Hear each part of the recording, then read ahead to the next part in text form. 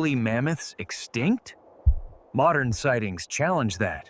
Fact or folklore in remote tundras? Discover evidence and expert debunkings in minutes. When you close your eyes and think Ice Age, what pops into your head? I bet for a lot of you it's that classic image, right? The woolly mammoth.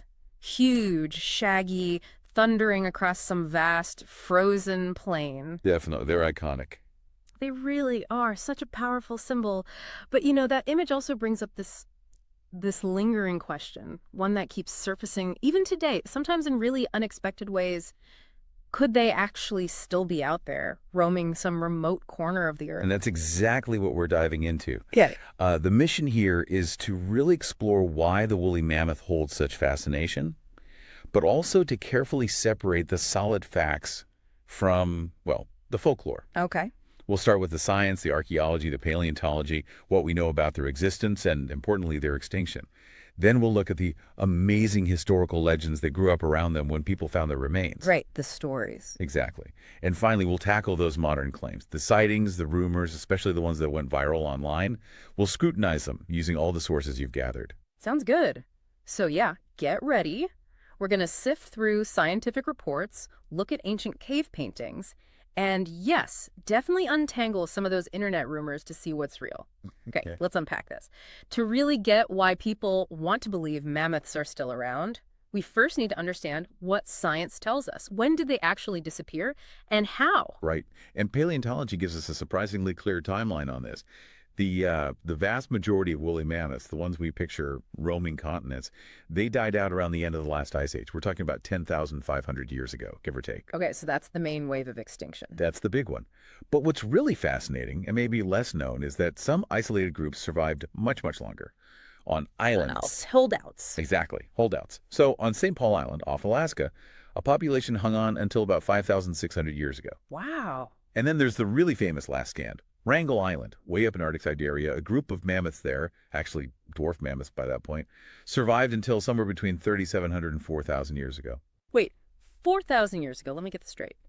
That means they were still alive after the Great Pyramid of Giza was built in Egypt. That's absolutely right. They outlasted the pyramid builders by several centuries. It's kind of mind-blowing when you think about it. It really is. It completely changes how you picture Ice Age creatures. They weren't just ancient history, even when civilizations were rising. Precisely. It shows how recently, in the grand scheme of things, humans and mammoths shared the planet. But, and this is the crucial scientific point, after Wrangel Island, that's it. The record goes cold. There are absolutely no confirmed mammoth remains younger than about 3,700 years old. So even those incredibly preserved carcasses they pull from the permafrost in Siberia, they look fresh, but they're ancient. Ancient. Thousands of years old. Consistently confirmed by carbon dating, DNA, geology. Not 500 years old, not recent. Deep time finds, however well preserved they might look. Okay, so why did they finally die out, even those island populations? Well, the consensus points to a combination of factors. Climate change was huge. As the Ice Age ended, the climate warmed, and those vast grassy plains they relied on, the mammoth steppe shrank dramatically. Less food, less habitat. And humans. And humans. We were definitely hunting them. For the mainland populations, hunting pressure likely pushed already stressed groups towards the edge. For the island populations, it might have been a mix of climate shifts, shrinking island size, maybe even genetic issues from inbreeding, alongside potential human arrival, though the timing on Wrangel is debated. But by about 1700, 1600 BCE, they were gone. So the scientific verdict, based on fossils, DNA, everything, extinct for millennia. That's the robust consensus. Yeah. No wiggle room based on current evidence. Okay, so with that scientific baseline set, let's pivot, because the connection between our ancestors and these animals, that's something else entirely, isn't it? How much did they really interact? Oh, the connection was deep. Really deep. And the evidence is just abundant. It's not just a few scattered finds. It's everywhere in the Paleolithic record. Like the cave paintings. Exactly. Cave art is a huge one. Woolly mammoths are actually the third most depicted animal in Ice Age art. Only horses and bison appear more often. Third most. Wow. Yeah. We're talking over 500 documented images of mammoths across 46 different cave sites in Europe and Russia. Think about that. That's a lot. It wasn't just a passing fancy. They were clearly important. Hugely important. Look at Rouffignac Cave in France. They call it the Cave of 100 Mammoths. It has 159 drawings of them. Some are massive, like over 2 meters long. And these date from maybe 35,000 years ago down to about 11,000 years ago. And they're detailed, right? Not just stick figures. Incredibly detailed. They show anatomical accuracy, the shaggy coat, the domed head, the curved tusks. It proves our ancestors were observing them very, very closely. It's not just presence, it's cultural significance shining through. So observing them, painting them, but also hunting them. Was it just scavenging or active hunting? Definitely active hunting too. While scavenging surely happened, we have direct proof of hunting, like a mammoth shoulder blade found in Siberia with a stone spear point stuck right in the bone. That takes force. Ouch. Yeah? And in southern Poland, a site yielded over 100 mammoth bones, mostly from young ones, with stone spear tips embedded in them. That looks like a kill site, maybe repeated ambushes. And wasn't there that famous frozen baby mammoth? Yucca, yes. The juvenile mammoth found frozen in Siberia, about 39,000 years old. It shows really clear-cut marks, signs of butchery by humans. So they weren't just awe-inspiring, they were a resource. A resource. How else did they use them besides food? Oh, in incredibly resourceful ways. Mammoth bones and tusks were prime raw materials. We found over 70 prehistoric dwellings, especially in Eastern Europe, built using mammoth bones and tusks as frameworks, like circular huts made of giant bones. Building houses out of mammoth? That's amazing. Isn't it? And the ivory. They carved everything from it. Tools, weapons, daggers, spear shafts, maybe even things like boomerangs, and of course art. Those famous little Venus figurines, the incredibly intricate lineman statue, much of that iconic Ice Age art is carved from mammoth ivory. So they were food, shelter, tools, art. They were woven into the very fabric of Paleolithic life. Completely. It shows just how interconnected early human culture was with the megafauna around them. They shaped everything. It really paints a picture of how intimately our ancestors knew these animals, but then they vanished. What happened to that powerful memory? How did it morph over time, especially when people later started digging up these giant bones? Right, and that's where we transition from lived experience, captured in art and tools, into the realm of legend and folklore. Because the memory did persist, but it got interpreted through different lenses as people encountered the evidence without the context. Like finding these huge bones and trying to explain them without knowing about extinction or ice ages. Exactly. You stumble upon a massive tusk sticking out of a riverbank in Siberia. Mm-hmm. What do you make of it? Yeah, what did they make of it? Well, in Siberia, indigenous peoples and later Chinese traders developed this fascinating myth. They believed the bones and tusks came from colossal creatures that lived underground, like giant moles or earth oxen or even giant rats. Underground mammoths. Yes. They believed these creatures burrowed through the earth in eternal darkness and died instantly if they ever accidentally surfaced into the sunlight. Which, conveniently explained why they only ever found their remains, often partially buried. That's a clever explanation, actually. It is. The Chinese call them yinshu, literally ground-dwelling mouse, a mouse the size of an elephant. And isn't the word mammoth itself tied to this? It absolutely is. Most scholars think mammoth comes from a Siberian language, maybe Nenets or Mansi, from a word like mammoth, meaning earthhorn, or potentially related to earth mole. The name itself reflects that ancient belief in a giant burrowing creature. Wow, so the name carries the myth. What about in North America? Did indigenous peoples there have similar stories? Very similar echoes. There are numerous oral traditions that sound an awful lot like cultural memories of mammoths or their cousins, the mastodons. The Northeast Algonquian peoples, for example, told stories of a great moose, way bigger than any normal moose, with an extra limb, maybe a trunk, used for pushing down trees. A great moose with a trunk. Sounds familiar. Right. And further north, the Dean peoples, the Athabascans, have traditions about atiks. Elders described it as a very large animal, like an elephant with tusks covered in hair. And crucially, they'd say things like, these animals were seen not so very long ago, but none have been seen now for several generations, even though people still found their huge bones. So like a memory fading, but the physical evidence kept popping up. Exactly. And the Naskapi and Labrador had tales of a scary long-nosed creature. Yeah. It really raises that question. Are these genuine folk recollections passed down thousands of years? Or are they explanations invented later when people found the fossils? Probably a bit of both, blurring over time. It's that blend of deep time and human storytelling. So when Europeans started finding these things systematically, before Cuvier figured out extinction, what did they think? Well, in the 17th, 18th centuries, it was confusing. Tusks coming out of Siberia were often called giant's bones or even unicorn horns. There was no framework for extinction. Yeah. Even someone as brilliant as Thomas Jefferson hoped Lewis and Clark might find living mammoths or mastodons out west. Really? Jefferson? Yep. It shows how radical the idea of extinction was.